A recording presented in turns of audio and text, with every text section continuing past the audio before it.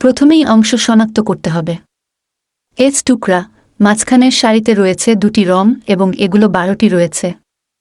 কোণার টুকরো, এগুলি সর্বদা কোণে পাওয়া যায়, তাই এই নামটি রকেট সায়েন্স নয়। যাই হোক, আপনি জানেন যে প্রত্যেকটির 3টি রং রয়েছে এবং এগুলো 8টি রয়েছে।